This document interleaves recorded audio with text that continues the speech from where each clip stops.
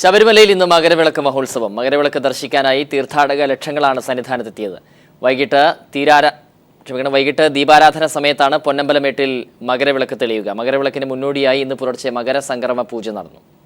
പൊന്നമ്പലമേട്ടിൽ മകരവിളക്ക് തെളിയാൻ മണിക്കൂറുകൾ മാത്രം ശേഷിക്കെ ശബരിമല തീർത്ഥാടകരാൽ നിറഞ്ഞു. ഭക്തസഹസ്രങ്ങളാണ് മകരവിളക്ക് ദർശനത്തിനായി സന്നിധാനത്തും പരിസരത്തും കാത്തിരിക്കുന്നത്. മകരവിളക്ക് മഹോത്സവത്തിനായി സന്നിധാനം ഒരുങ്ങിക്കഴിഞ്ഞു. സൂര്യൻ ധനുരാശിയിൽ നിന്ന് മകരരാശിയിലേക്ക് കടന്ന പുലർച്ചെ 1:27 മകരസംക്രമ പൂജ നടന്നു. തുടർന്ന് പുലർച്ചെ 2 മണിക്ക് അടച്ച നട 3 മണിയോടെ വീണ്ടും തുറന്നതോടെ പതിവ് പൂജകൾക്ക് തുടക്കമായി.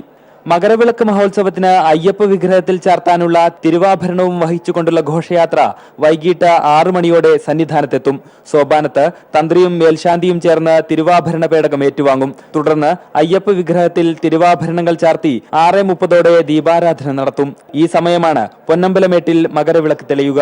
മകരവിളക്ക് ദർശനത്തിനായി കഴിഞ്ഞ ദിവസങ്ങളിൽ തന്നെ ആയിരക്കണക്കിന് തീർത്ഥാടകർ സന്നിധാനത്തും പരിസരങ്ങളിലും പർണശാലകൾ തീർത്ത് താമസമാക്കിയിരുന്നു. തുടർന്നും വൻതോതിൽ തീർത്ഥാടക പ്രവാഹമുണ്ടായപ്പോൾ സന്നിധാനത്ത് അഭൂതപൂർവമായ തിരക്കാണ് അനുഭവപ്പെടുന്നത്. പാണ്ടിത്താവളം, പുല്ലുമേട്, പാഞ്ചാലിമേട്, പരുന്തുംപാറ, പമ്പ തുടങ്ങിയവിടങ്ങളിലും ഭക്തസഹസ്രങ്ങളാണ് മകരവിളക്ക് ദർശനത്തിനായി എത്തുന്നത്.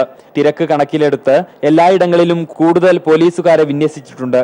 ക്യാമറമാൻ ബിച്ചു പൂവച്ചലിനൊപ്പം ജിതിൻ ചന്ദ്രൻ, സന്നിധാനം.